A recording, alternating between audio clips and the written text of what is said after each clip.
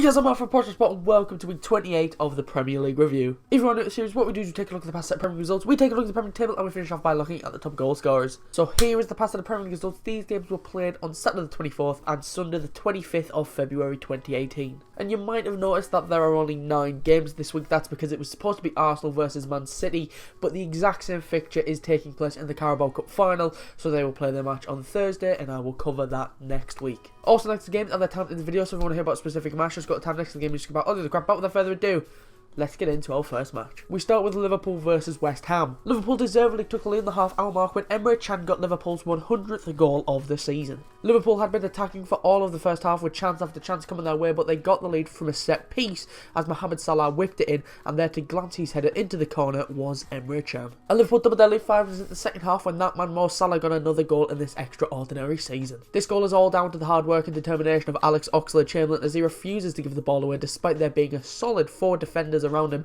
and the final one was perfect as he slotted through Mo Salah. He dragged it away from goal and put the ball through the legs of Aaron Cresswell and into the bottom corner out of the reach of Adrian. And Liverpool got their third 5 minutes later through Roberto Firmino, horrible defender from West Ham, as a goal kick is straight to Emre Can. He simply played it over the top to Bobby, who took it past the onrushing Adrian and tapped home with a no-look finish. That man loves a no-look finish. But West Ham would pull one back a minute later as Mikel Antonio made it 3-1 with pretty much his first touch of the game. Sloppy goal for Liverpool to give away as they lost it high up the pitch. Cheku Kouyaté played through Antonio, who put it low past Karius. But Liverpool would regain their 3-goal lead in the 76th minute when Sadio Mane got on the score sheet. Lovely goal as Andy Robertson put in a typical Andy Robertson cross, as it's perfect for Sadio Mane, who calmly dinked it over the already committed Adrian to make it 4-1. And that's how the game ended, a very comfortable win in the end for Liverpool as West Ham's defence just couldn't deal with the attacking prowess of Liverpool. A great performance by Liverpool, who had West Ham's number at almost every encounter apart from the odd chance where West Ham looked like they could have capitalised.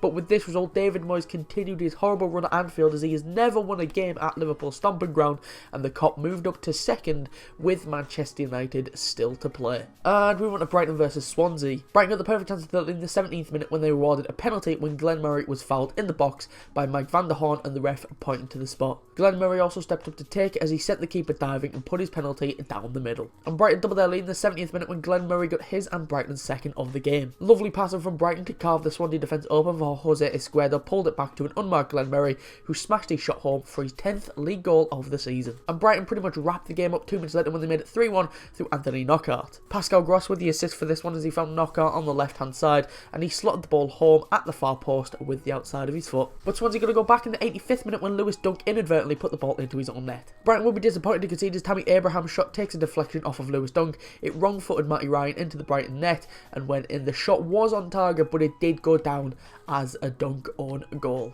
But Brighton would get their 3-goal lead back 2 minutes later when Brighton's record signing Jurgen Locadia bagged a goal on his debut. After coming off the bench, it's not a bad way to make a start for yourself as Brighton toyed with Swansea, just passing it around them, and it ended up with Dale Stephens' effort being the perfect pass for Locadia, who stretched out a leg and poked home. And that's the game ended, a huge win for Brighton as it pulls them a bit further away from the drop zone, and after being on their best run of form all season, it looks like Swansea may have crashed back down to earth, with this looking like the Swansea of old, as they just didn't look up to scratch in this one, and in the end Brighton picked up a well-deserved 3 points. And moving on to Bournemouth versus Newcastle. Bournemouth took the lead in the 15th minute through Dwight Gale. John Joe Shelby with a great pass down the wing as his ball takes out the entire Bournemouth backline with a pass to Matt Ritchie. He then put in a cross that Dwight Gale gets to the first ball, but it was saved, but it did fall back to Gale, who instead of turning around to finish, he backheeled it over the line from point blank range. And Newcastle doubled their lead in the brink of half time when Dwight Gale got his and Newcastle second. Asmir Begovic with the mistake as a cross comes in that he should deal with, but it goes through his legs and falls to Dwight Gale, who scored his second tap-in of the match. But Bournemouth got one back 35 minutes at the second half when Adam Smith made it 2-1. A great goal for Bournemouth as Bournemouth passed it around Newcastle as Lewis Cook found Adam Smith on the edge of the box and he curled his shot straight into the top corner. And Bournemouth leveled the game up in the 90th minute thanks to Dan Gosling. The former Newcastle man comes back to haunt his former club as Nathan Ake put a low cross in the box, and there popping up in the crowded penalty area was Gosling, who smashed home. And that's how the game ended. Bournemouth were by far the better side in the second half as Newcastle just switched off for the final 45 minutes. Newcastle were pretty much home and hosed at half time, but in the end they will be happy to hold on for a draw as Bournemouth valiantly fought back and got themselves a hard-fought point. And we went to Manchester United versus Chelsea. Chelsea took the lead in the 32nd minute as they caught Man United out on the counter-attack. It came from United free kick that was dealt with and Chelsea broke his Eden Hazard completely amongst the United defence as he spun a ball through to Willian to chase onto. Nobody was tracking the Brazilian as he drove towards goal and smashed the shot beyond David De Gea. But Man United leveled the game up 5 minutes later when Romelu Lukaku got his first goal against the top 6 side this season. It started as Lukaku battled to keep possession of the ball, and some good passing takes out 3 Chelsea defenders, and it comes to Martial, who laid it off to Lukaku, and he slotted home from inside the box. And Man United took the lead in the 75th minute through Jesse Lingard. Romelu Lukaku got the assist as he bullied his way into some space on the right wing and put a ball into the box, and on the end of it was Lingard, who nodded it home. And that's how the game ended, a big win in the race for second place as Man United took back the spot that Liverpool held for Saturday night.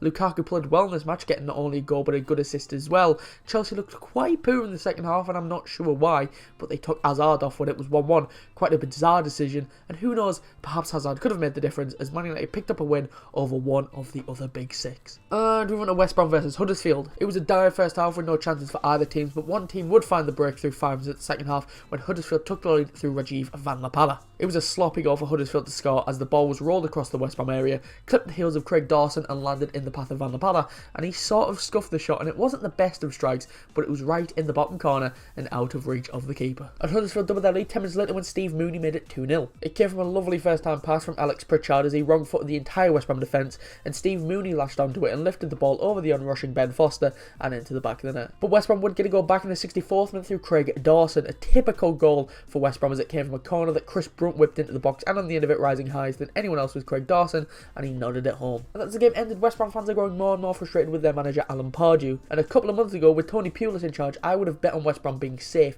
because that's what Pulis does, but with Pardew I can only see them going down because Pardew is a f***ing idiot. Huddersfield picked up a huge win and West Brom's abysmal league form rolls on. And we went to Leicester versus Stoke. Stoke took the lead in the brink of half-time through Xherdan Shaqiri, absolute terrible defender from Leicester as Wilfred Ndidi lost the ball in his own half, and Xherdan Shaqiri picked up the ball and just jogged forward. And if you've ever seen Shaqiri play, you'll know that you need to close him down because he is great at finding the net from pretty much anywhere, and he did just that as he jogged to the edge of the box and proceeded to curl the ball into the bottom corner.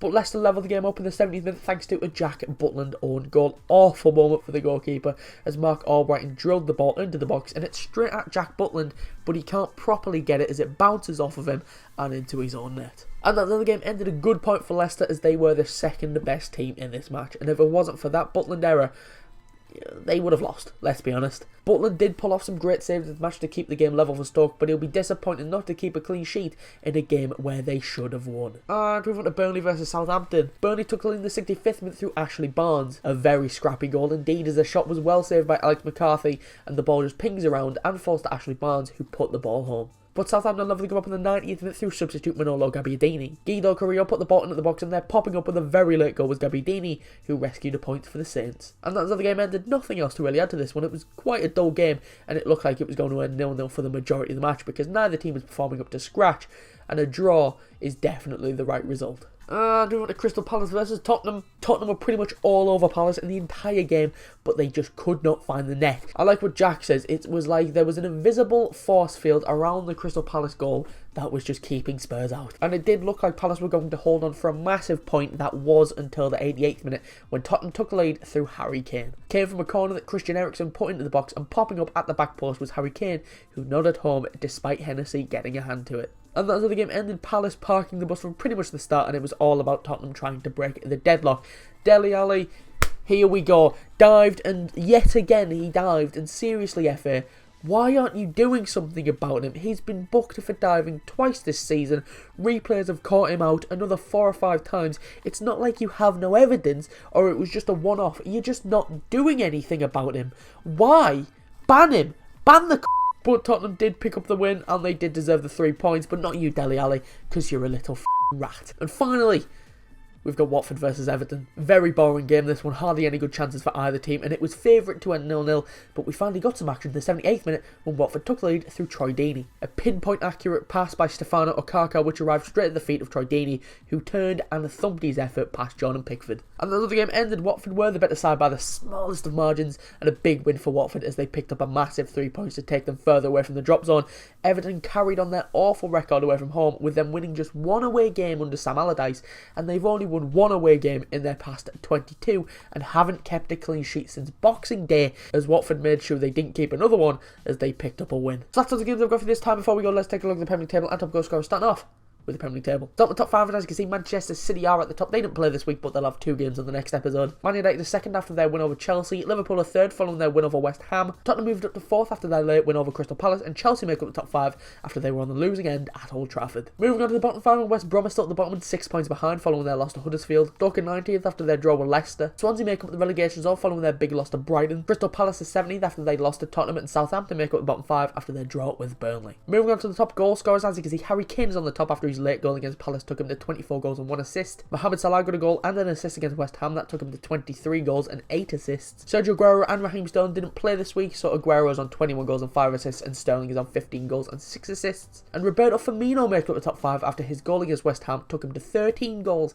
and 6 assists. Right, so that's all we've got for this time. If you did enjoy, be sure to leave a like and subscribe if you're new, and I'll be back next Tuesday for the next episode of the Premier League review. If you want to follow my personal Twitter, the link is in the description. If you want to follow us on Twitter to stay up to date about when we go live or upload a video, the link to that is in the description as well, or it's at portionofsport_. If you missed last episode, that'll be popping on your screen about now, along with a link to the channel so you can subscribe. But anyway, thanks for watching. Be sure to leave a like and subscribe if you want to. I've been Mark from A Portion of Sport, and I will see you soon.